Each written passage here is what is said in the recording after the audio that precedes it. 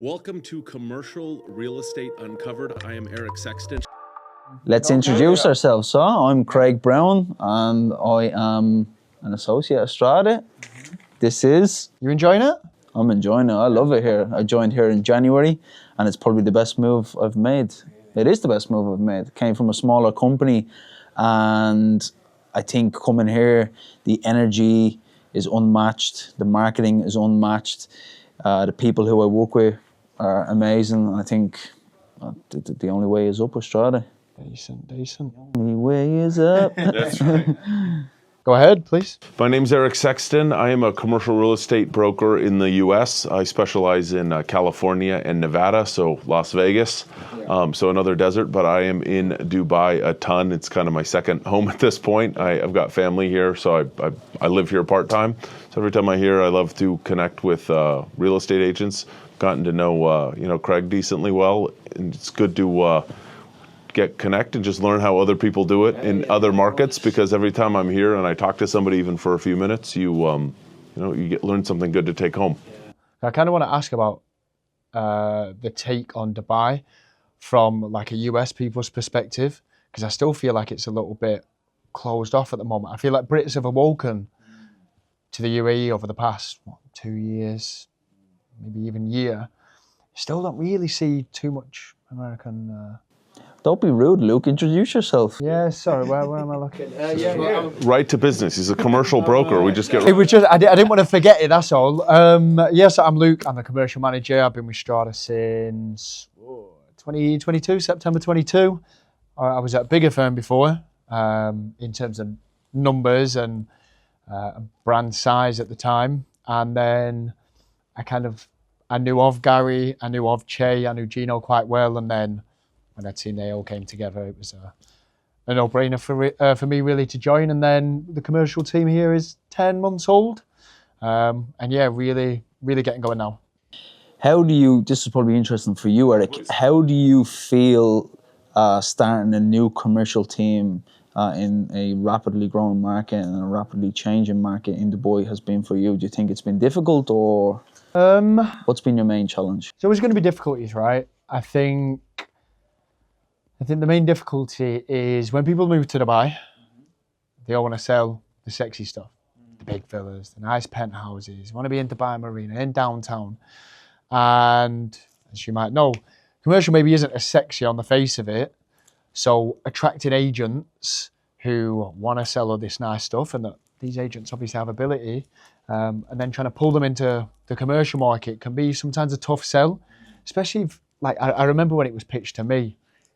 I'd done residential for about 6 months in leasing, and it was pitched to me to do commercial, and I was a bit like, oh, I'm not sure about that, because no one really speaks of it as much. I think it's changed now, but that's been the difficulty, getting people to go from residential, which they can watch everything on Instagram and YouTube, they can learn, into commercial, where I'd say it's much harder than residential in terms of putting deals together, but I think your relationships are so much better. And that's the kind of the sell that I tell to these guys that bring in the team, the connections that you make. Every single person owns a business.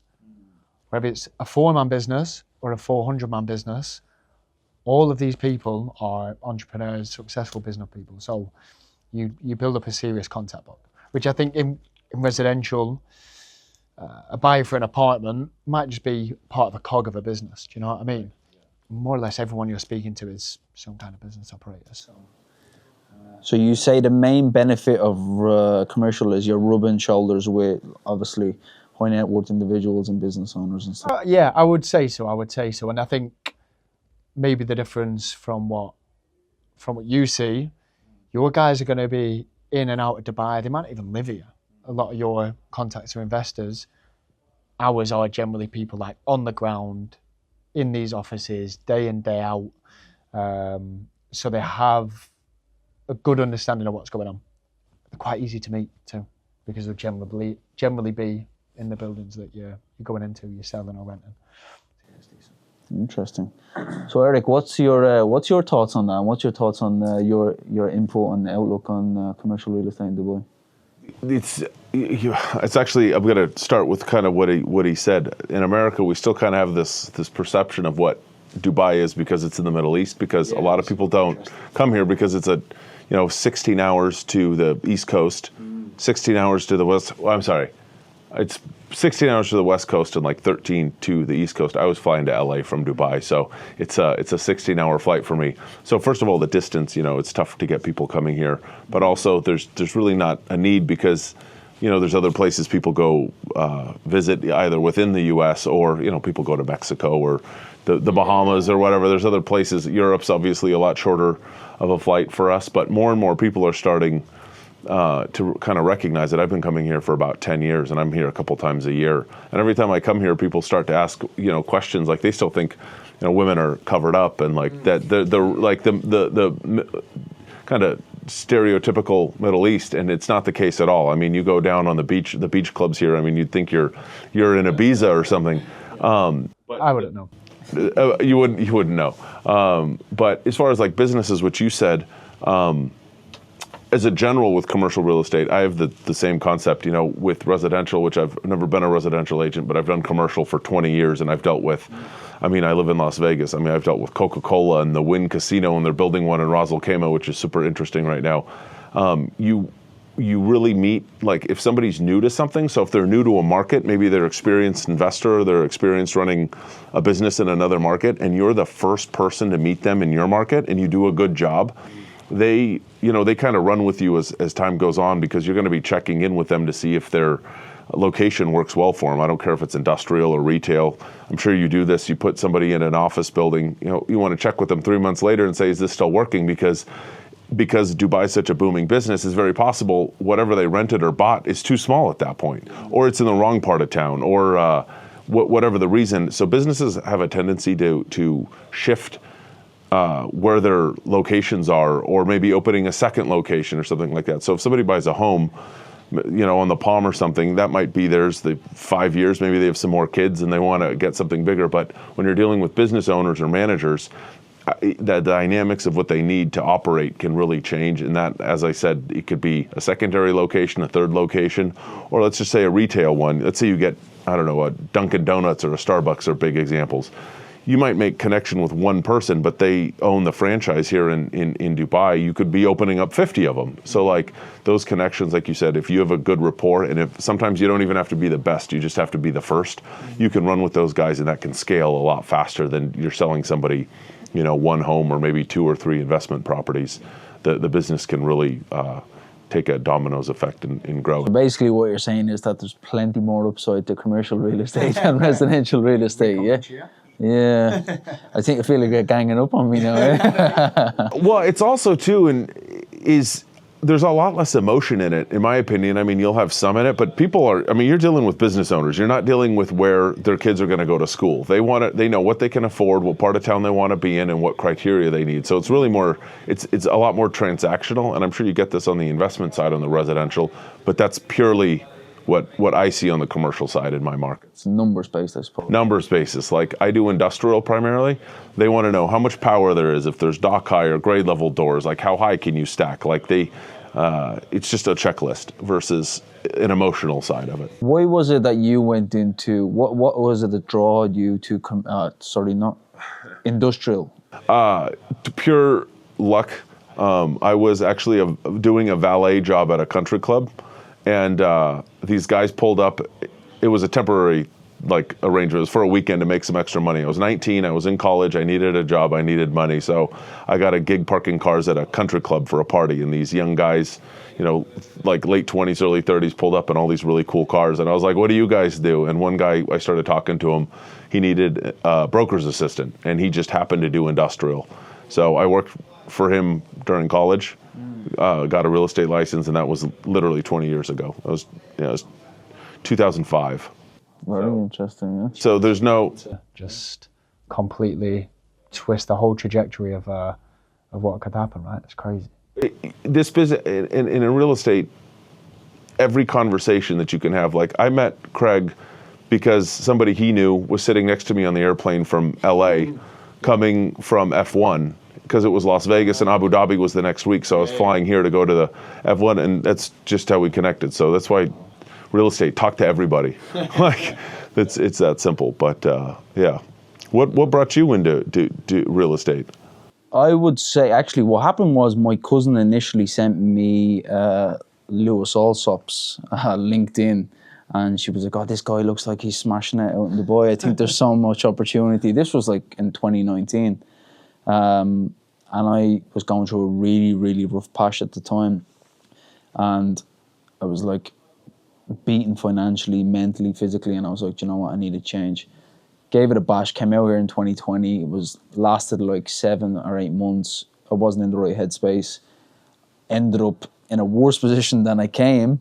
Went back home, and when I had the taste of what Dubai real estate was like, I knew I wanted to come back to here. So when I went home, I worked my ass off, cleared all my debts, cleared up everything that I needed to clear. Came back here in September 23 because I was so hell bent and focused on coming back here, and just hit the ground running when I came back, and like that's why I'm here today. And I've just kind of grown step by step, building my network and my client base, and started off with a smaller company, like I said before. I came to Strata, and that company kind of fizzled out, and I'm glad that I came here because of learning from new people, you know, growing my network even more, and obviously being mentored by better people as well, which is good. So, yeah. You know, it's funny where you talk about making the switch with a brokerage, because I use the sports analogy all the time. You can have a really, really good player, in this case an agent, but if you have the wrong coach, like, I mean, if Michael Jordan hadn't met Phil Jackson, like, would have that worked that way? It's just like, so agents, I mean, it's really important to go around and talk to different shops and see what pops out to you. I mean, that's just my experience. Again, I've only been doing this for 20 years, so That's very long. So let's get into it. Like, let's talk about probably the hottest topic right now is Las Vegas coming to Dubai, coming to RAC. We have the Wynn Casino setting up. What is your thoughts on that, Eric? Well, I thought I mean, they picked the right one. So I've done a lot of work. I've actually done some work with MGM, who's another property in Las Vegas, but the Wynn. But they're actually launching in Dubai, right? MGM. They are working on it. I know they've announced a location, and I don't know how far the development's been, but I don't know if you've seen the videos on YouTube of the Wynn Casino being built. It looks amazing, but the person behind the Wynn Casinos, he's not as involved as he used to be. He's a shareholder, but he's not the president and CEO of the company anymore, but it's Steve Wynn. And I don't know if you know who he is, but he is literally the Michael Jordan of building casinos. He built the Bellagio in Las Vegas, and he built the Wynn Las Vegas as well. And everything he does is just the most pristine, top-notch thing you can do. He just doesn't care how much it costs. It's just, let's make it the best possible thing. So I think it's a perfect fit if you're going to do a casino in the UAE to get that guy to do it. But I think it's exciting. I think it's going to have a different kind of dynamic. I mean, gambling and nightlife brings a different kind of tourist. So I think people need it a little more rowdy, I should say. So like, I've lived in Las Vegas for a long time, and you get people coming in because it's like, we're going to Vegas. You know, the drinking, the gambling, the partying, they get a little more rowdy. So I think people need to be aware that it does draw a certain kind of rowdiness, but it's also the UAE, so people coming here need to realize that the rules are different here. Like, you need to behave a little bit more, because there's actually some consequences here. But I think it's going to do tremendous things for the real estate market over there. You guys can speak to this better than I can. It used to not really be the place to be, but I think it's just going to make values go through the roof. And they have some really nice beaches, is what I understand. Sure. What's your thoughts on it? I'll be honest, I don't really look into that kind of off-plan property too much, to be fair, just because it doesn't, there will always be crossover in conversations with owners, but it's nothing that I've really pushed. I mean, look, it's adding another destination to the UAE, just putting another, string in its bowl. I quite like the fact that it is in Ras Al Khaimah as opposed to Dubai, because it then, I said that really wrong, sorry any Arabic speakers, Ras Al Khaimah, sorry. It's a destination, isn't it? So even say like people like us, we would go for a weekend and it would be a destination where you're taking your money outside of Dubai. So Whether I will go there, I'm not really too sure. It's not really my thing. But listen, if the UAE has proved anything over the past 15, 20 years, is that they get stuff right. They can pull sort of off. Yeah. Like if people have doubted any kind of projects, I mean, you even look at Palm Jebel Ali now, which is finally getting going and things like that. Even projects which maybe didn't work the first time, they will get right eventually. So, like I say, it's not my cup of tea, but in terms of personal use and investment use, I would much rather pitch something a little bit safer. But maybe an easier question for you is, do you think that it's going to bring any commercial opportunities? Maybe not like directly in RAK, but maybe new businesses that it'll bring setting up in Dubai or surrounding areas. Well, there's real estate companies which are now operating on a Ras Al Khaimah trade license as opposed to just a mainland Dubai license. So it is already taking business over to that emirate anyway. I think you will obviously see a spill naturally come over. But yeah, I've noticed that come up more and more, that trade license mentioned. I don't know how many companies have taken them, but I've heard there's a fair few that are kind of ready on the ground, ready to go. I mean, whoever pitches up there first and starts sitting within the space is going to make some amount of money on whether it's retail spaces or just the resale of the apartment. Well, my understanding is, and this is actually where I was before I came here, was there are some large developments that are in the process of going there that are all going to have to be leased out. So there's some surrounding areas that are going to get developed that are just going to be a broker's dream over there, whoever ends up with those. So again, kind of what we're talking about, you get a commercial client and a reference, whatever, a coffee shop or something like expanding that stuff over there, I think is a huge opportunity if you get in with those guys here in Dubai, which seems to be the center, obviously, of the UAE at the moment. Coffee shops, restaurants, pharmacies take so many spaces here. You see a pharmacy at the bottom of every building. Everywhere. So why is that? Yeah, I was just about to say, explain that. Do you have any idea? Because like back home, I'm sure in the UK it's the same as in Ireland. Like, it's not in every little cul-de-sac. You might have to drive 10, 15 minutes to the closest pharmacy, or maybe even half an hour in some places, depending on where you live. Why do you think it's that? And every block, there's literally a pharmacy at the bottom. So a lot of the buildings, even though they'll sell all the apartment space above, let's just say it's 40 floors or whatever, they will generally keep hold of the retail space and they will lease it only.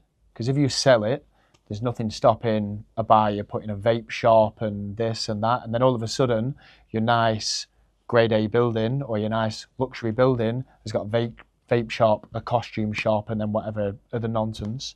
They will keep it and they will say, these are our requirements, these are what we want in the building. You might have a barber's, you might have a supermarket and a pharmacy. It's a lot better of a look for a building than if you just sell off them spaces and then God knows what can be opened underneath. That's funny that you say that, because in the States we get the same thing in a retail center. You get a available space. It's typically the first phone call you get is a smoke shop, because they can go anywhere, because the people. But the minute you put one of those in, if it's not, I mean, a high-class cigar shop may be one thing, but you start seeing the vape shops and the selling cigarettes kind of thing. That's going to take some of, let's call it, class away from that building, and that's going to limit your neighbors of who can go in there as well. And then the building will smell like raspberry and watermelon as soon as you go in because of all the vapes next door. Just touching on what you said there, Luke, in regards to developers and owners only leasing out commercial property, and what I believe and what I know as of now is that there's a shortage of commercial in Dubai real estate right now. We're talking offices here. Yeah, office spaces. There's a shortage of office spaces. Why do you think that the sentiment has gone that way? And developers have obviously I know why they're doing it, because they're keeping it in-house, they're making more money, right? Yeah. But why are they not given the opportunity for investors to come in, international investors to come in? Because obviously the residential market is absolutely booming. We had the record-breaking month of 62.1 in April, and they're just clearly buyers. But why are they not doing it for commercial, where they're given the opportunity for people to come in and buy them? So in terms of any new developments at the moment, let's take this building for example. I mean, there's only a handful of buildings which have been handed over. I would say less than 20 have been handed over since 2020. Probably only about 5 of them you've been able to buy into, and that's only really this year. Not many at all. But let's take this building, for example, which is EMAR owned. They rent out this space, shell and core, you'll be familiar, concrete, nothing here, just concrete floor, concrete ceilings. They'll rent it out nice and cheap. You can have a really nice deal. And then a company like us come in and we'll go, right, we got such a good deal here. You hardly paid anything for the office. Let's put all the money into the fit out. Now, eventually, what will happen with these kind of buildings is that when you decide to leave or you might get served notice, they've handed you over a concrete office. They're now going to be taking back this fully spanked office, which is worth probably 4 times as much in terms of fit out value as what it was when they're handed over. They sell it for a lot more than what they could have done a shell, and they spent nothing on it. So if you're a big developer, it doesn't make sense to sell off the space. You are getting some private developers now entering the market and selling spaces, but the majority of developers, it is going to be your EMAR is opening up business parks like this. So yeah, it's just so much more profitable for these guys. When a company like EMAR builds something like this, and you get it, as you said, it's just totally vacant shell, and then your company builds it out. You guys, these aren't units that are being purchased; they're units that are being rented for a fixed amount of time. Correct. Yeah. And then, so how long of a, like this kind of unit, and I'm not asking your company specifically, but what are you seeing in your, being a commercial agent, like how long of leases? Is it year to year, or do people sign like 5-year leases, or how? Depend on the size, and it will depend on the conditions. So like something like this, where we took it as shell and core, we want to lock in a long lease to make sure that our fit out cost that we've put in is protected. We fit it out like this and then rent it for a year, and then we decide to leave, it's no good. The smaller the office, the shorter the lease will be. But yeah, you see leases up to 10 years here, 3, 5, 8, 10 years really for any kind of substantial spaces. It'll also depend on location of town too. Dealing with these bigger developers like EMAR, is it like dealing with a personal owner, an investor? Can you negotiate with them as such, or are they a little bit? Yeah, it depends. I look in this market, which is probably the strongest market that Dubai has ever seen. If you're a seller or an owner, there is not much wiggle room. It is take it or leave it. No problem. I've got 10 other people that are waiting to take it. Next, come through. Do you want to take it? No? Okay, next.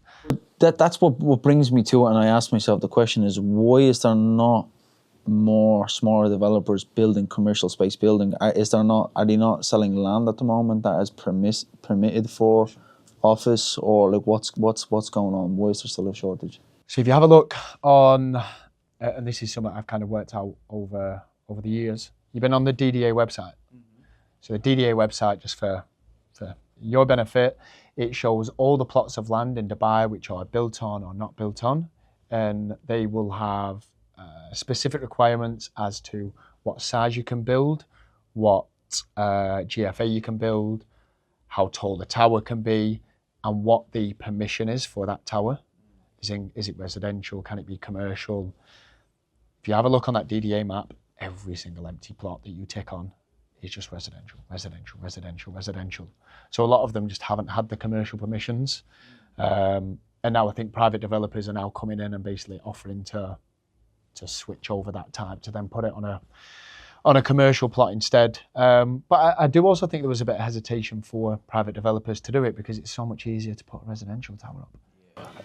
What is it? Have you ever seen that it take place where it goes from residential to commercial? Like, do you know how that process works, or is that pretty difficult? Yeah, I don't know the behind the scenes, but there's really not many that have done it. We've seen a few more transform over in Motor City at the moment, seeing plots that were residential last year, now are commercial plots. But the Dubai government will basically assign a certain amount of space to commercial. So if they see, that could be a good commercial area, then they will offer to change that, and then maybe developers can then come in and bid for that space. To get that changed in the US from commercial to residential, or residential to commercial there's different kind of residential. There's certain density, meaning like if you have a rural part of land. Like a good example is you talk the wild, wild west in the U.S. Like you have these plots of land that used to maybe be a cattle ranch, and now people have moved there. So to get that transferred, I mean, a lot of times you need the city to approve it, and then the neighbors not to complain about it. It could take you years. Yeah, I can imagine. Same in the UK and Ireland. Planning permission is a nightmare. Like trying to get planning permission like on a site that hasn't actually got already planned in place is like time consuming, going through the government, local council, like you said, and I'm sure it can be painful. So I'm assuming here it's the same thing. You know, it's interesting here. The reason I asked that is because you guys, being from the UK and Ireland, like in the US, to get anything done takes such a long time to get permission to do it, and it just obviously, they've been building for a lot longer. But in Dubai, every time I come here, is every couple months, I'm like, where in the world did that road come from? Or like a new development just popped up overnight. Yeah. Like how quickly things get built here. And being a real estate nerd is what I call it. It's just incredible. That's why I was wondering, just curious if you guys have been through that process.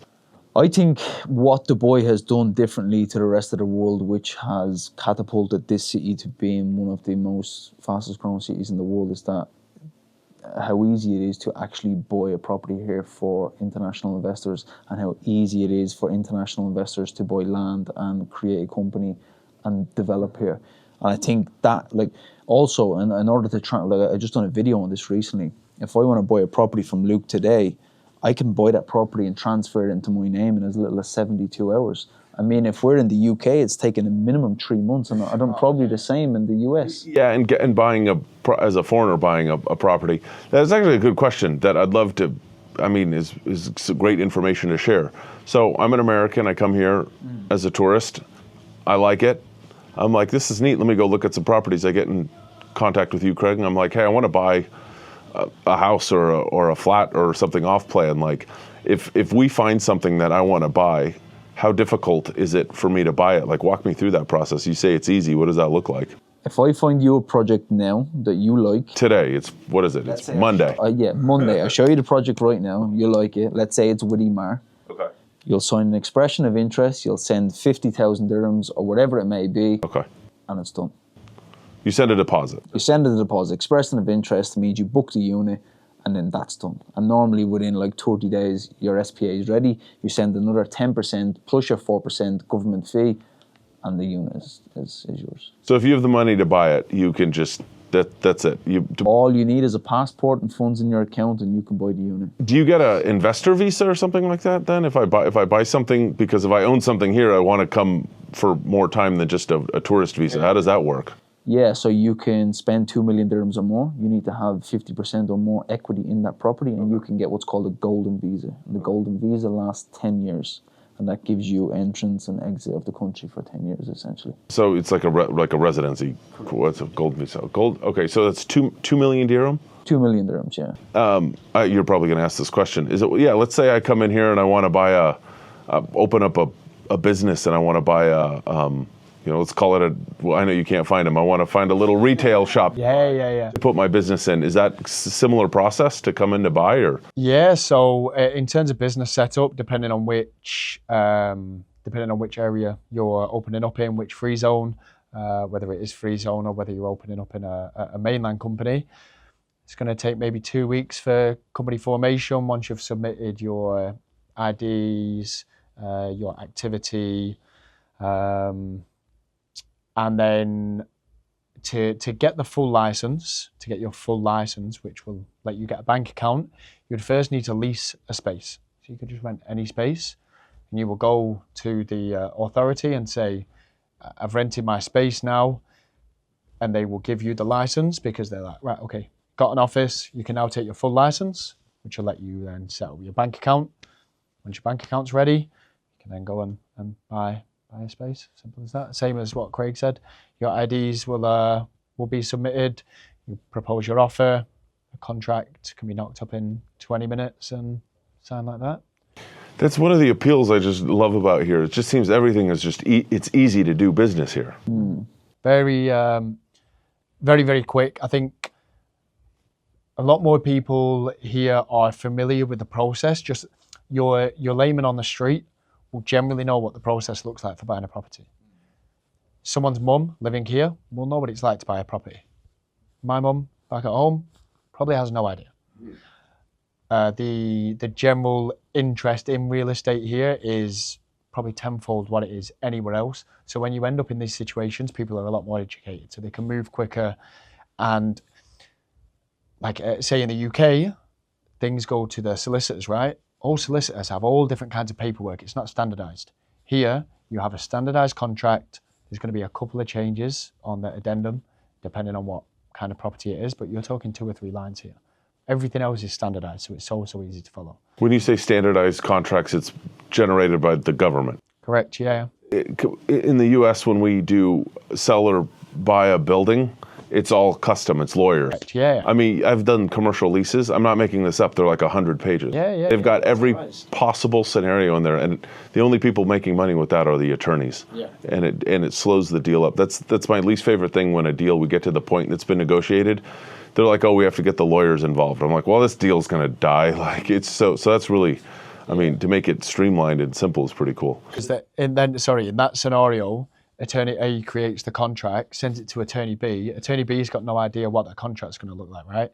Here, they know exactly what that contract will look like. There's not many changes you can make to the contract unless it's something very specific that the owners have asked to put in. But generally speaking, you as the broker, if it's not needed, you would push back on that and say it's not required. Let's just follow what's already been set out. Let's not reinvent the wheel. They call it the what if situation. Like typically real estate should be, we agree on a price, here's the money, give me the property. But they do all these what ifs. Well, I mean, I've seen this. I mean, why a building is in that transition period if it gets damaged or something, or like catches fire or you know, unfortunately in the US somebody breaks into it or something like that, which is this just happened to me. We had and it was just a mess, but that's what insurance is for. I suppose the US though and the UK, like they've been around for a lot more years than Dubai, you know, and over time it just gets a little bit more technical, and you know, another clause gets added and this law gets introduced and this person gets introduced to cover this and that. I believe obviously Dubai is very new, and I don't know, hopefully it doesn't get like that, but you know, down the line maybe it could get very technical where, you know, you might need a solicitor to do a deal, but as of now we are the solicitor, and we Yeah, that's what conveyancing do, yeah. But I will say one thing. I mean, yes, you've got more, we'll call it red tape, but in like the U.S., I always talk about, like, I think last year our economy was a $29.8 trillion economy. So like deals happen because there's a lot of real estate that goes on as far as like specialty manufacturing or distribution. I mean, a lot of stuff goes through the U.S. It's just sometimes, I hear about things that are simpler. I'm like, why can't we do that back at home? But like, I mean, even in the U.S., like I'm as busy as I could possibly be. Everybody keeps saying that the market's slow, and I'm like, what planet are you living on? And like, but you just have to navigate it, whatever the issue is, if it's simple or not. I mean, you guys are in real estate. At the end of the day, we're problem solvers. Somebody wants something, and there's an objection. We'll figure out what that objection is, and we'll get around it. Solve the problem. I wanted to ask you though, being on the residential side and this being Dubai, like everybody sees the Instagram version of it who hasn't been here. Like, no, you do. You see the massive luxury, you know, houses on the Palm, and don't get me wrong, like they're incredible. Yeah. But like the average, I think Dubai is about 2.5 million people in it. No, it's more now. Is it more than that? Yeah. Oh, Las Vegas. Oh, okay, I guess I'm thinking Las Vegas. There's been a lot more recently. Like 3.5. Oh, it's up to 3. I should have framed that in a question then. How many people are in Dubai now? 3.5 million. But like somebody coming in who lives here, who's not, you know, buying a 30 some odd $1 million property. Like, can you tell me a little bit about like buying something that's not, let's call it not Instagram famous, where somebody, maybe a middle class family comes in, they've got 2 kids, and the things they look for in like pricing? And I know that's a very broad question, but I would think things like schools or that kind of thing. But if somebody you're working with that's looking to relocate their family here, some of the things they look for. Yeah, I mean, like it depends. Like a family moving from the UK, one thing they have to keep in mind is that, you know, schools are private over here, so you have to pay for schools, whereas in the UK and Ireland it's free. So that's one thing they have to keep in mind, which is an extra cost. When they're looking for homes, if they're on a budget, normally maybe like the mother or the father might work for a company who might give them an allowance towards their mortgage or their house. Like, for example, if you work for Emirates, they give you an allowance towards your house, or any other big government entities, they will help you in that way. But for example, let's say a family move over and they don't have any sort of allowance. There's plenty of areas in Dubai that are not fully luxury, you know. For example, a very entry-level place to live would be like JVC, where prices of homes are, you know, can start anywhere from $1 million dirhams for a one bed, and you can get a 3-bed for like 1.7. That's very entry level, which is a decent location. Then you can come to like where we are here now, Dubai Hills, which is probably the best community in Dubai. More upper class, parks, better infrastructure, a fully fledged mall, shops, cafes, business parks like we're in here now. This is probably the best community you can live in as a family. Which is affordable. That's not like super luxury waterfront or whatever it may be, you know. And I think everything you can get in Dubai Hills, you can get a studio right up to, you can get your mansions as well, you know, which is, it caters for it all. And that's what I like about Dubai, is that I think they ticked every box with Dubai Hills, because you can get the studio and you can rub shoulders with someone who's living on a 250 million dirham villa on the golf course, or, you know. This mall's my favorite one, the Dubai Hills Mall. No, it's nice, but Nice and bright. it's not as Because it's the easiest to navigate. it's super easy. You go to the Dubai Mall, it's like I get lost in that place. It's so big. I think touching on that, I think all of these communities, you have different price points. I don't know all of the villas and townhouse names as such, but say in Dubai Hills, you can take anything from a maple, which would be your entry level townhouse style, then you go to a Sidra, then you go to a golf place. There are different tiers. So I think for a family, it's more finding the community that you like the feel of and you like the amenities of. Generally speaking, if you want something larger, better value for money, it is as simple as you're looking further out from a central zone. Dubai Hills is priced the way it is per square foot because it is very, very central. If you need something bigger and more affordable, you would just travel further out. It's sometimes just as simple as that. Mac Hills, which is the next community, and then you've even got the Mac Hills 2, which is even further. It all just depends on, you know, what sort of budget you have and how central you want to live. And what I mentioned to people is they always come and ask me, is like, Craig, I want this, and I'm like, okay, well, what sort of lifestyle do you want to live? Because if you want to walk out and be on the park where there's loads of coffee shops and there's people buzzing, you're going to have to pay for it. But if you move further out, you can have a bigger house at, you know, cheaper cost, but you're not going to have the lifestyle, you know. When we say further out, it's different from your further out. The Mac Hills is considered far. It's maybe 20, 25 minutes from here, as long as it's not rush hour. That's considered the sticks. So, Whereas, like, back in the UK, I would travel, say, like an hour to work. That was normal. And I would travel an hour back, and that was normal. So we're spoilt here in the fact that that is considered far out. half hour gets you almost anywhere. Yeah, but I think why that is put in the limelight like that is because people who come to Dubai, they want convenience, and people pay for luxury and pay for convenience. So people who are living in like the hotspots in like Jumeirah or the Palm or anywhere, when they say I'm in the Mac Hills, and they're like, wow, that's too far away. That's like 25, 30 minutes away. And I'm just like, it's a crazy mindset to deal with, because like you said, same in Ireland, you could probably travel 30, 40 minutes to work, maybe even more every day, and then back without traffic, you know. So I mean, we can do we get into Los Angeles or something. We're good at traffic. Oh wow, yeah, I was gonna say that's gotta be rough. Yeah, if you want to get from like, you know, East LA to downtown or something, I mean, you could take 2 hours on traffic. Yeah. here's a question: the Boring Company with the tunnel, Elon Musk tunnel. Have you ever been in it? I have in Las Vegas. They I just did a thing. Oh, go ahead. What was your question? I was going to ask you, what is it like, because he's building one here. It feels. That's a good timing of the question. I just got done doing a kind of a behind the scenes tour in Las Vegas on it through part of a business group called EO. It's an entrepreneurs organization, and they did our local chapter. We were able to go in like where they actually the monitoring system. But I'll answer your question and then I'll tell you about it. It's awesome. It's like a Disneyland ride. So you get in a Tesla, and you go underground. They're underground tunnels. They're these big concrete tunnels. But when you're in them, you don't realize you're underground because they're under casinos. I mean, they're below plumbing and electrical and everything.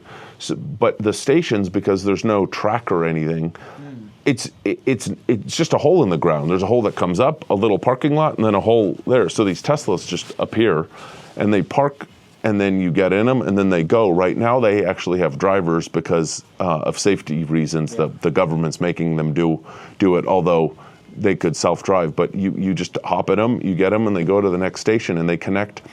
I believe it's Resorts World, Fontainebleau, the Convention Center, which is the big one. So you can literally go to the Convention Center, book your boring company Tesla. It pulls up, you get in it, it drives you to your casino all underground. So like getting on a train, like how much did that cost you? It was $4, which, what is that? Wow. Less than 12 dirham? I thought it was going to be way more than that. It was no, they're doing it super inexpensive because they want people to use it and get used to it, because there's a whole master planned thing. Yeah. Because apparently the desert in Las Vegas, according to the Boring Company, the rock is really hard, and it's perfect to build the tunnels because just the way the easements are set up. So they have to build under the real estate fun fact. You own what's underneath you. So if you want to build a tunnel that's under private property, you have to get individual approvals. But the way Las Vegas is done, because it's a fairly modern city, it's a giant grid. Yeah. So they've gotten permission to do it under the Las Vegas Strip, which is the main one, and then it's going to connect the airport, which is the big one. But honestly, you don't really realize you're underground. But it's super efficient. It's quiet. They have, Elon Musk fashion. You get in the tunnels. There's lights, different colors and themed. But it's I think it's an incredible way. Like if you think of it, the direction they're going, where you have self-driving cars. Like, could you imagine? We're at your office building and you want to get downtown, and you just get on your Uber app or Tesla app, whatever they use. You click it. One shows up on your parking lot, and then it'll use smart, just sensors to go into one of the tunnels and drive you there. And that's the thing that makes it really unique. At least what they told me was, because it's not stopping on a track, it can actually exit the tunnel and allow the flow of traffic to keep going. So it'll exit the tunnel, your people can get in it, and then it'll just get back in the flow of traffic and keep going. So it should really eliminate traffic. And again, the system, there's no track. It's not like a train, where in Europe is how you travel a lot of the ways. The train stops, everybody gets on and out, and other trains have to pass it. So they're only doing one tunnel because, again, to get on or off could just be a parking lot. Yeah, that would be my question, is how do you scale it? Because a Tesla can only hold 5 people. What if they're doing buses, and there's a whole plan. I'll tell you what's trippy is go online and look at what one of the drill bits look like. I have a picture of it, the first one in front of on my Instagram. It's got to be 30 feet tall, and it's got these claws on it. It looks like something out of like Star Wars, but it literally goes and just rips up the ground. And they've had to develop, according to the guys that I had the tour with, they've had to develop an entirely different system because in Dubai, it's softer ground here. But the cool thing about Dubai, which I find very fascinating, is because you can get permission here. The government can just say go, and you don't need anybody else's permission. When they get started, if they're able to do it a lot faster than in Las Vegas. Yeah, I mean, it's taken there's a lot of different departments in the U.S. Safety is obviously a big concern. So like, they need emergency access I forgot how far it is, but it's pretty close. So like, if the fire department needs to get in to rescue people, like, they need to practice all that, which is a good thing, because if I got caught in a tunnel, I'd want a way to get out of it. But have you guys heard anything about that here? Yeah, well, they've launched it in the news, but I don't think anything else has come about of it. Have you? I've seen it along like 3-4 months ago, I would say. I know they've obviously launched those flying cars, which they've been building helipads and stuff for, which is nuts. So they're going to have also the new means of transport is 1, the boring company, 2, the flying cars, and 3, they're obviously building a whole new metro system, and Etihad Rail is going to go from Abu Dhabi to Dubai in 30 minutes. 30 minutes, and I believe it's going to stop in the new JG 2.0 master plan, which is interesting. I actually related to that they're building that new airport between Abu Dhabi and Dubai. What do you guys see? I'm curious on the commercial side and the residential side. Is that you think that's gonna fill up fairly quickly, or do you think that's gonna take a while? Like, are you seeing a transition of businesses moving to that part of Dubai? I think a lot of my work is kind of that side of town anyway, and you have a lot of warehousing over there at the moment, a lot of industrial work. So I think for the people that are already there, this is unbelievable for them, because all of a sudden their commute is no longer from this side of town. It's already kind of sat there. I just think it pulls Dubai more towards this way, right? They're going to be closing down the old airport, 2032? 2032, that airport will be completely closed. I was initially under the impression that both would operate, but that one's going to completely close. It'll be a new off-plan site. It will be a new off-plan site. Yeah, you were saying that as a joke, but it will be a new off-plan site. Yeah, they will build on it. Yeah, they'll do something. I'd seen some renders on it, and then everything will be taken over there. But I think it's good because I feel like it makes Dubai and Abu Dhabi a little bit more connected, just with everything shifting towards that side of town. You've got Palm Jebel Ali over there, as well as the ease of access to Abu Dhabi. So.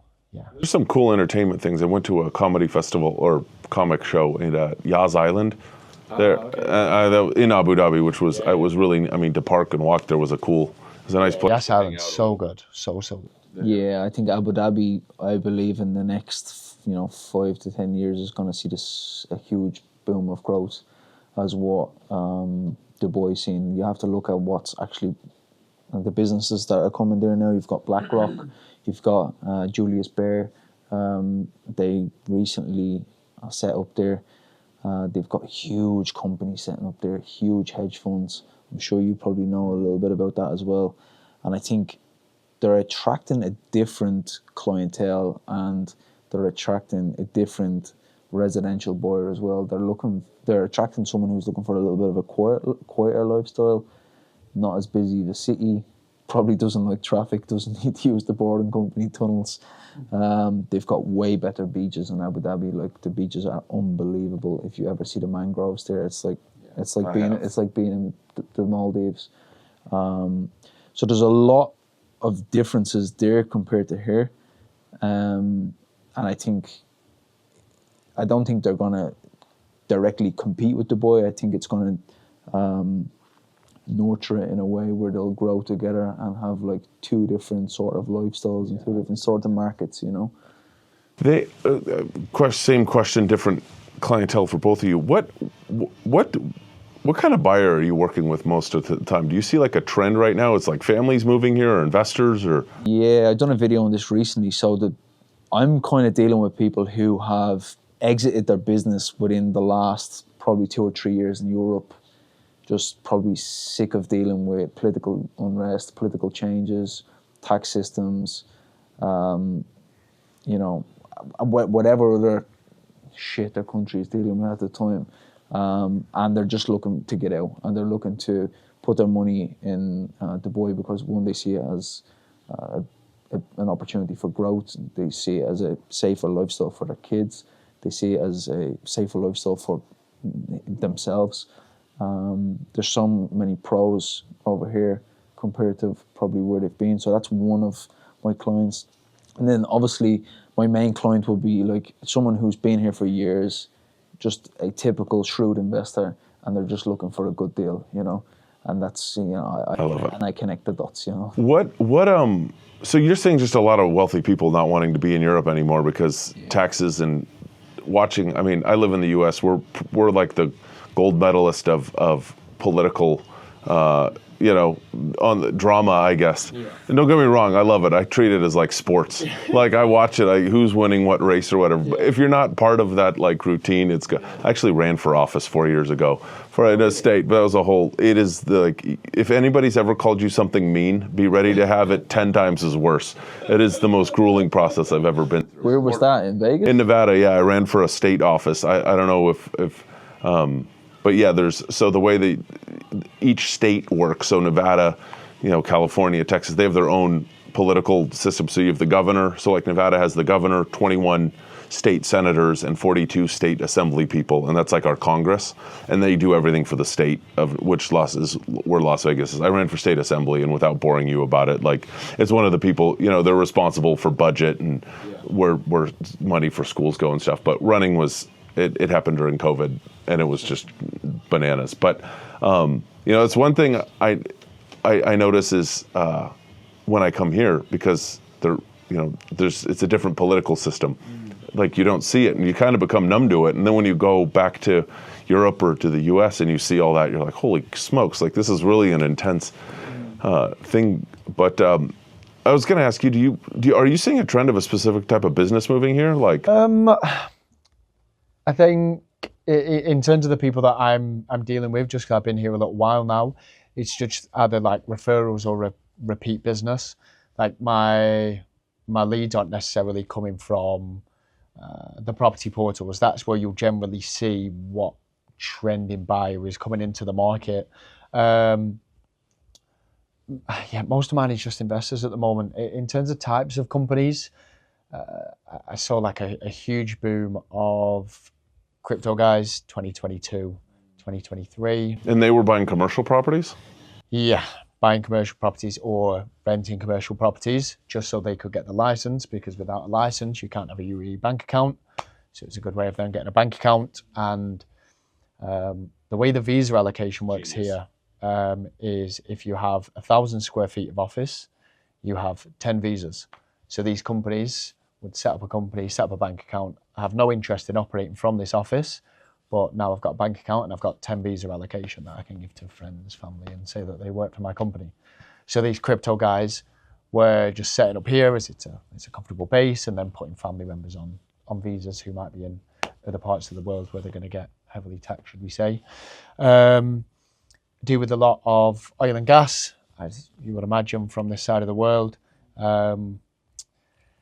Other companies, you get so many marketing companies at the moment, and obviously real estate firms. I would say probably every other lead that these guys get from the portals for a 10 to 20 man office is a real estate company, because it's so easy to set them up.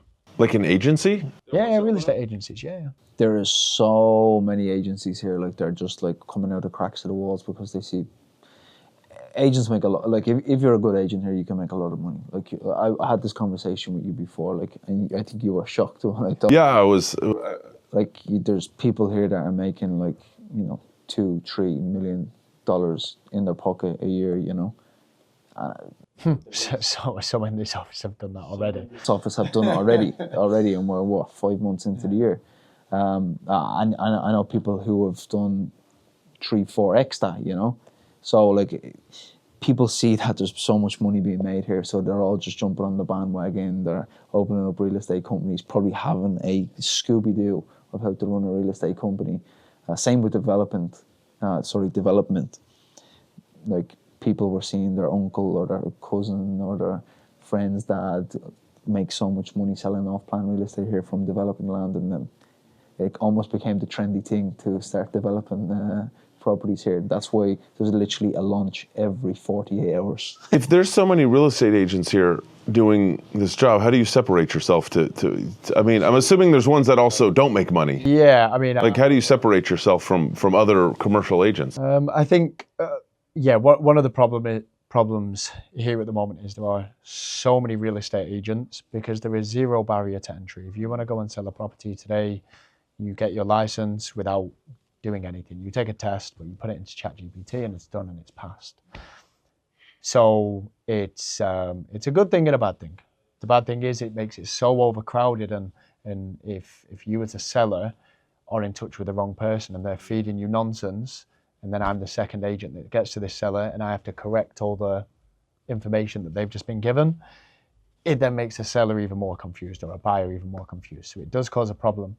I think in terms of separating yourself, it depends who your buyers are, right? So typically speaking, here, if you're a Brit, you will generally work with a British agent because you have familiarity. You know where you were before, you know what the transition is from moving from the UK to here. So there's a lot of common ground to already work with, and you have a common understanding as to how Brits work or the Europeans work. Obviously, Indian is the biggest demographic here.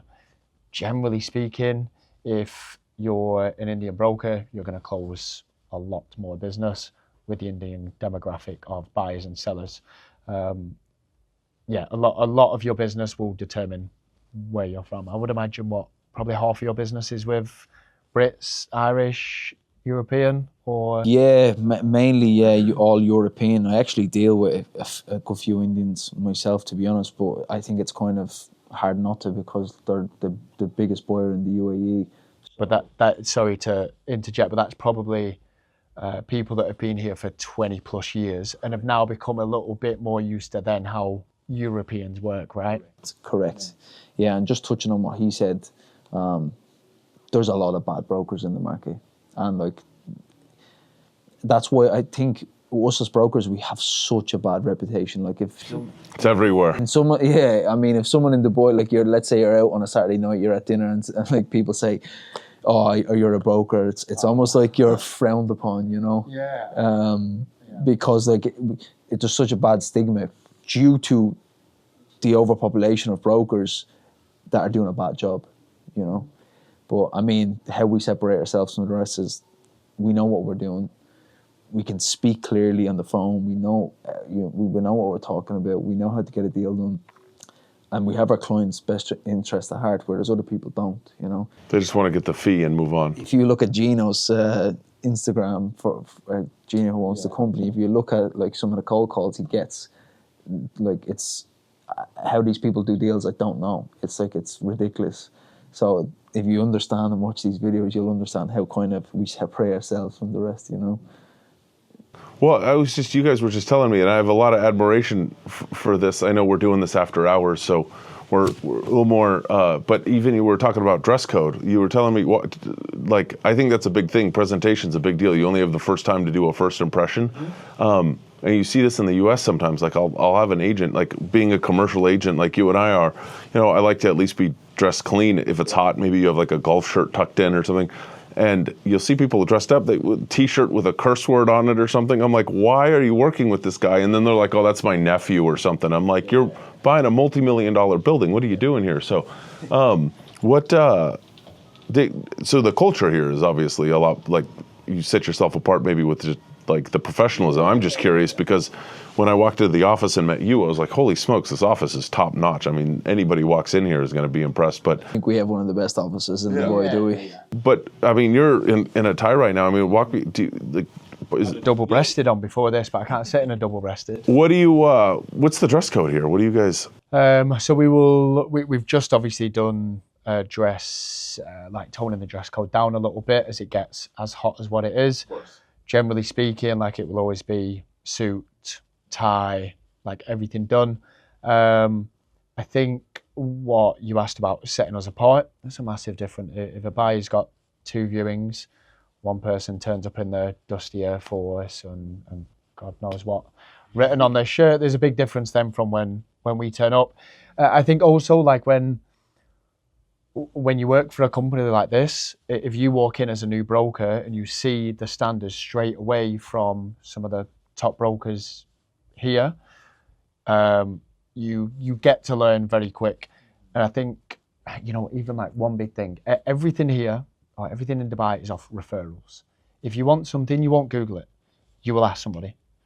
You ask someone you know who might know someone. You don't Google it or anything like that.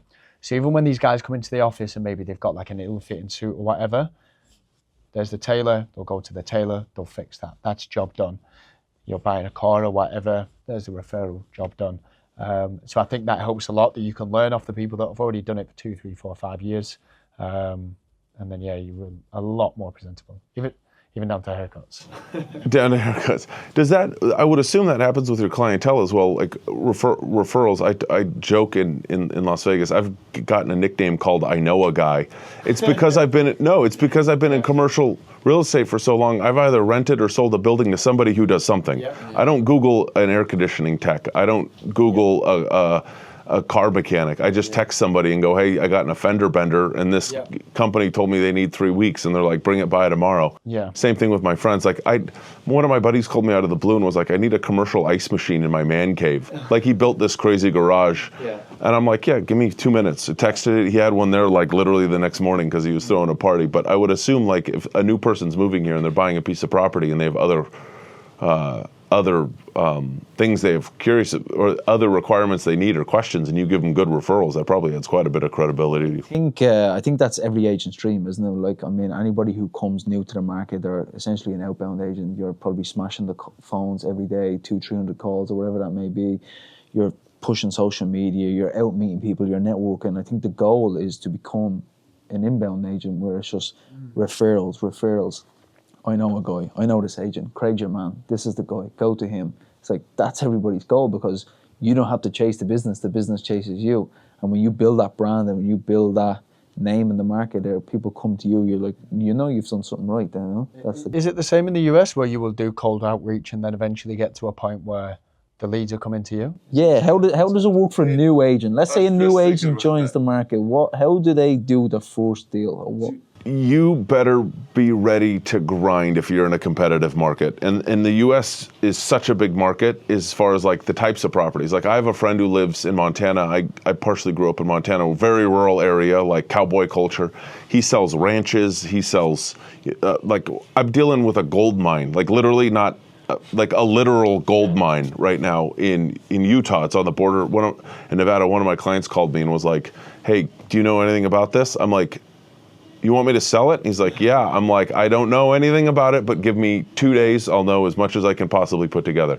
But a new agent, typically we would tell them you need to go to an experienced brokerage. So like where we're at, with a training program specifically, like you need to be taught what to do. And also be on a team. I don't know if you guys operate here in teams, but I have a team in my office, and yeah, we say 2 years before you really know what you're doing on the commercial side. But yeah, you're going to be co-calling and door knocking is what we call it. So if you're in like you said, a commercial building, the best way to get leads is just go walk in and see if you can get the manager or owner's phone number. And it might be a little daunting to get past the receptionist, but once you learn your routine, you'll gain clients. But really the goal with a new commercial agent is you're going to have to go find leads. You're going to have to hunt them down one way or another. But the great news about that is, and we talked about that in the beginning, as you meet a client, as their business grows and you're doing a good job for them, they're going to grow with you. I have countless clients where I sold them or mostly rented. I had no clients like 15, 20 years ago, especially in the recession. And I met somebody and they rented like a small unit, I mean tiny, where they could put 2 or 3 desks, but their business exploded. And next thing you know, they're renting bigger space and they're buying buildings. So there's a guy I talk about, he owns a fire sprinkler company. I rented him a space that was 850 square feet. The rent was less than $1,000, which is under 4,000 dirham a month.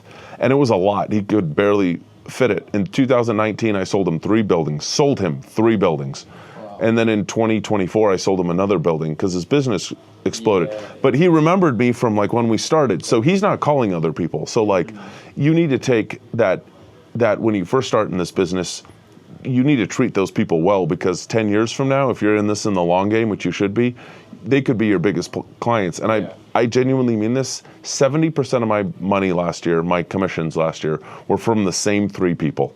This year, it's going to be the same thing. So I have one client, I sold him 6 buildings in 2024, and we rented them on top of that. It's because he's an investor. He's an investor. But then we rent it out, and he's like, he goes, I don't care where in the world you are, because I travel a lot. He goes, you always answer the phone or text me back, because it's a 11 or 12-hour time difference between here and on the West Coast in the U.S. I assure you, when I see him ringing, when he calls me, I'm answering the phone. He's on my favorites list. It's like my mom, my brothers, my sister-in-law, like these clients, because you need to take care of them. Otherwise, they're going to go somewhere else. So, yeah, in the U.S., it's the same way. When you're new, you have to grind, you have to go hunt business, but if you do a good job, they'll grow with you, and it's really cool. You become, the term I use is a strategic partner. You should think of yourself as an advisor, just like an attorney or a tax person, because you're part of that team with them, and you build that culture. It's so cool to be part of. Yeah, I think otherwise you're going to burn out, right? You cannot do that cold outreach, which you mentioned. I think if agents are still in that position 2-3 years in here, and it sounds like the US, you have to throw in the towel at that point, because there's only so much you can do that cold until it just mentally, especially, are you guys commission only? Or We're commission only. Yeah, so when you're commission only, there's only so long that you can really hit it like that until you hit a wall, right? It's sink or swim, isn't it?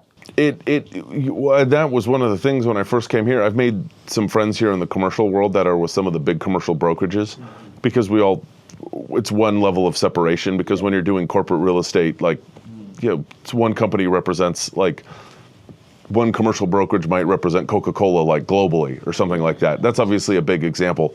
So you know a lot of these people, and it's interesting to hear the different brokerage structures where commercial guys are a salary and like bonuses, but you guys are commission only, right? All commission only, yeah. At this, so yeah, the good thing about that is the as you said, the barrier of entry. The barrier to entry, is a lot more difficult, but boy, it filters out people.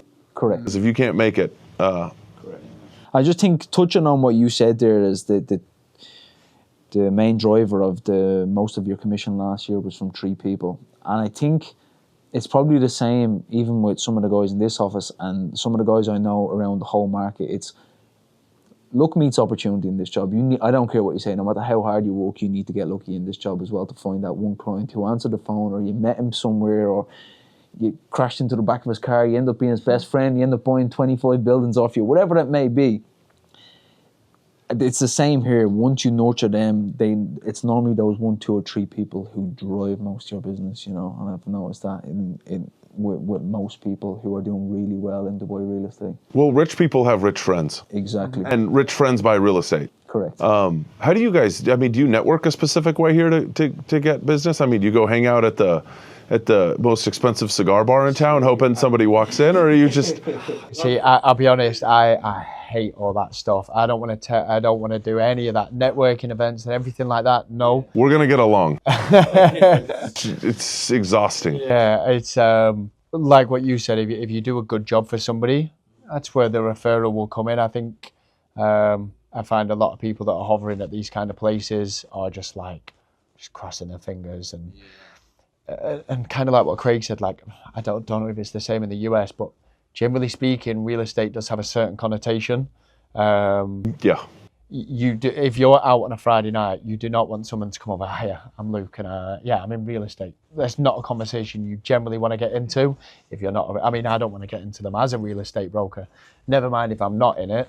I think, most of your business is going to come from them referrals, and then your network just builds gradually from there, and it'll build naturally. I think if you're doing a good job, your network will just build like that as it is. Do you use social media a lot on the commercial side in Dubai? I know residential is a huge, or it can be, but do you use commercial? Like LinkedIn is a lot more professional of a... Yeah, so we got one of the guys on the team that uses LinkedIn quite well. Cameron, yeah, he uses it very well. Personally, I do quite a small amount of stuff. Whereas compared to, like, Craig will do quite a lot of videos, right? You'll probably put out a lot of volume recently. One every 2, 3, 4 days. I will only put out maybe one every month or every 2 months. I think it depends on your style of who you are as a broker. 100%. I think one thing to note here is that the the English and Irish community is very, very small. People know people. And I often find if you put out non-real estate related content and people just know you even if they don't know you personally, they see you as a character. They also know that you do commercial real estate on the side. If I get any leads from other brokers, it won't be because I'm putting out commercial this, commercial that, commercial that, commercial that. I will just post enough that people will just remember who I am as a character if they don't know me. And then when the lead comes, then that's when it will go there. Same again, I don't like I don't force it. It would just... You're not very aggressive on it. Yeah, I would say so. Whereas some people are like, this is the new Ras Al plan to launch and this and that and that. It depends on the... And you're like, I just wanted to order dinner. Like, why? Yeah, it depends on your kind of character, I think. It's the method. I was told this by one of the brokers who trained me is you need to learn how to tell people what you need to learn how to tell people what you do without telling them what you do. Like they need to know your job, but don't be pushy because that's the best way to turn. This is what Gary says. So the owner of the business, Gary Allen, I don't know if you've seen his page. He's never put anything about trying to sell any project or anything. You know, when I said way back in the beginning, I knew of him. He was almost like a character to me on Instagram, like a TV character. I knew his family, I knew his kid's name, I knew what he got up to and everything. He never tried to sell anything, but I knew he did real estate too. So that's the kind of... brand awareness. Yeah, that's the kind of brand awareness that will bring that successful, serious business to you, as opposed to maybe just ramming things down people's throats, for want of a better term. Well, that's important to do because, like I said, I had met Craig in January, and I was actually at a cold plunge in Las Vegas. I work out, and down the street's a cold plunge, and I was, you know, as you're thawing out, I was talking to this guy, and you know, we were talking about Christmas plan, like what had happened at Christmas and travel, and he's like, yeah, I'm moving to Dubai. And I actually messaged you and I asked him if he had like a V card. I'm like, hey, one of my buddies in Dubai is an agent. I don't know, I probably may or may not have reached out, but the point is like, that's how you, is a good way of networking. Like the guy's like, how do you know an agent in Dubai? I'm like, well, because I'm there a lot. Yeah, so organic, I think that's is definitely the best way to be. Right, guys, so before we wrap it up, it's been great. One question I want to ask, which is probably going to be good for your buyers and audience in the States, and obviously your buyers here and investors here is, Luke, someone comes in from the States or anywhere around the world and they ask you for a commercial investment. Where are you putting them and what sort of return on investment are they going to get? We'll keep it short. Keep it short and sweet. We want them to buy, we don't want to bore them. We want to understand what they own currently, what they've invested in, like what their preference is to invest, stocks, shares, crypto, already real estate, what their portfolio looks like, what percentage returns they're used to, depending on what their answers are to that. Work out, do you want to go low risk? Low risk, I will sell you something 7% net return. I've already got a 2-year contract in hand and all the checks ready to go with you. We could go medium risk, which will be, we'll take a vacant office space, which has potential for about 10% net if you make the odd change to it, very small change, and we market it correctly. Or we go for the higher risk, where we take a rundown office, which needs some work doing to it, where you will probably renovate it for 4 to 8 weeks. You can either then rent or resell, and you're looking at about a 15% net return. So I just want to know what risk that buyer is comfortable with.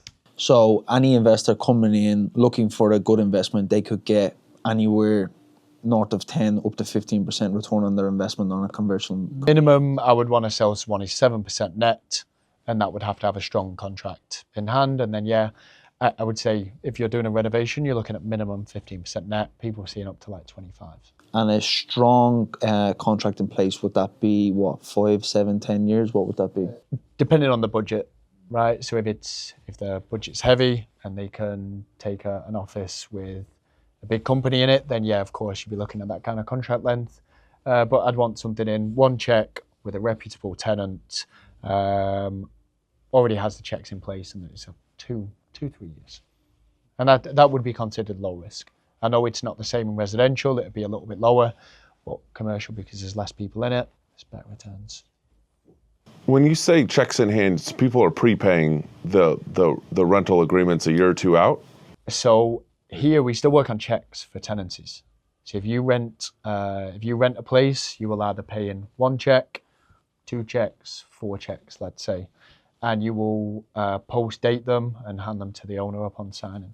So they will automatically come out. You don't work, very rarely do you do bank transfers and things, still off checks. And just so I know for the camera, it's actually still very illegal for a check to bounce in Dubai. So if a check bounces, you can be sent to prison, essentially. Yeah, don't bounce checks. Yeah, exactly. So, Eric, what did you think of that? Do you think investors from the UAE that are interested in commercial, 15% return on investment, is that something that would appeal to you? Or And it's tax-free. and it's tax-free. Baby. Tax-free. Well, as an American, You have to pay tax we still anyway. get to pay taxes. No, 15% is a great rate of return. That's a very great, we call it a cap rate, but we'll see. I have investors that are anywhere, if it's like a 20-year lease, a Starbucks kind of thing, you're probably 5.5, maybe to 6%, a lot less, but you're a 20-year deal, corporate tenant, it's as secure as it comes. 5% gross, yeah. No, that'll be net.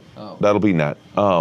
They call it a triple net lease. So typically tenants like that, they sign a triple net lease, so they pay their base rent, and then whatever it costs to run that building is a separate bill that you bill the tenant. I don't know if you do that here, but so you pay the rent, and anything it costs to run that building gets billed back to the tenant, so it would be net. I mean, 10% would be really, really good. So that to hear 15% on a commercial investment is incredible. So that's why I think you're going to see more Americans looking here, because that's quite the ROI on it. You're probably anywhere from corporate, like 5.5 to 8% is really what you're going to see in returns in the U.S. Very well said on finding out the buyer's risk tolerance, what their end game is as far as like, are they trying to sit on it for 2 to 4 years or 5 years, or are they the kind of people, I call it buying for their grandkids. We get a lot of legacy people, meaning they own a company or they just have money. They want to buy something that is going to cash flow for their legacy properties that they're never going to get rid of. So those people like to look for infield stuff, good locations. You know, if that one tenant leaves, you could turn it over fairly quickly. So just asking investors risk tolerance, what they're looking to do with the property, buyer type. There's some people who only buy warehouse space. There's people who like to buy whatever is a good deal. I have one client, I could show him the best deal on an office building. He won't even look at it. Only warehouse space. You show him, I could get him a house half off, and he's like, I don't want to look at it. So that kind of, I hope that answers your question. Yeah, good. So the max return on investment you would say in Las Vegas, Nevada right now would be 8%. Yeah, you're probably at most 9%, but that's again a multi-year lease. You're buying it as an investment. If you're flipping a deal, we're doing one deal. I'm closing it literally on Wednesday. The guy in a 12-month period is doubling his money. He paid about $1 million for something, put a couple $100,000 into it, and we're closing it for just under $3 million. That doubling your money in a year is rare, but every once in a while we come up with those. But like a flip, I mean, you'll see 20 to 30% if you know it's a good, you know what you're doing. So the question probably we would need to ask you for our followers or anyone else watching this is, if they were to invest in commercial real estate, let's say in the States, because obviously you being in the States, there's a lot of other hot markets. I believe Miami is quite hot at the moment. Where would be the best commercial investment in the States right now that's offering the best return on investment? Best places that I would tell you not to go, because if you don't know that area, I wouldn't go. So there's secondary markets that are outside of like places like Memphis or Nashville, Tennessee, Fort Lauderdale. So most foreign investors that I deal with buy markets that they've seen on TV. They're buying Miami, they're buying LA, they're buying Las Vegas, because they can see it, they can go on a movie and go, look, that's my building. Literally, like it's near a famous football stadium or something like that. So if you're a foreign investor, I would tell you to be a little more conservative, buy stuff in a solid market. But I mean, I do stuff, I actually do some investing in South Carolina in mobile home parks. And the guy who does it, I can't even explain to you how he finds deals. He'll be like, I met this guy at Walmart, and we're buying it for like $50,000. Next thing you know, he's flipping it a couple months later for $80,000, like quickly. So foreign investors, I'd tell you to stay in places where they film movies that are in big cities, even if it's not as sexy as you might think. Just be a little more conservative, because I'd rather tell you to be safe than get scammed in some deal. What about you? If this question goes for both of you, but I get a call. Somebody asked me, because I'm in Dubai a lot and I post it on social media all the time. People go, what is it like there? If somebody from the US was going to call you and say, I wanted to buy a residential investment, maybe say it's $1 to $5 million dollars, that's a big range. What would you? $1 to $5 million. Yeah, let's tell you, it's a big range, I know, but like, what would you tell them to do if their plan was to just rent it out and maybe stay there down the road? Let's base it off the question that you asked earlier. Let's say the family that are moving here and they moved in somewhere and they're looking for a second investment somewhere like $2 million. Okay, so that leaves them with roughly around 7 to 8 million dirhams. I would look at places like townhouses because townhouses in Dubai Hills. One, there's a shortage of townhouses and villas in Dubai. There's apartment launches every 48 hours, as we've already spoke about, and they're being dotted up everywhere. So buying townhouses and villas, you're already getting ahead of the curve, and there is not many of them. So I would say buying into a townhouse or a villa if possible. Buying in a well-established community, like I said, here in Dubai Hills, which you're probably not going to get the greatest return on the investment, but it's going to withstand the test of time. And if you do choose to liquidate that property, you're going to be able to sell it fast. So yeah, I would say somewhere like Dubai Hills would be a great investment, and buy a townhouse or a villa for sure. Good. That's been all on Three Dudes podcast. Stay tuned for the next one. No, I'm joking. We're a one-hit wonder. No, I appreciate you guys taking the time. I was, it worked out perfect. I thought I was going to be navigating it, so it was perfect. I was more of a guest. I was like, I didn't even need all my questions. I had like a whole thing, but that's fine. I hope. How long are you here for now? I'm leaving. Hey, it was super nice to meet you, man. Thank you. I'm here until 9 o'clock tomorrow morning, but I will be back in about 3 weeks.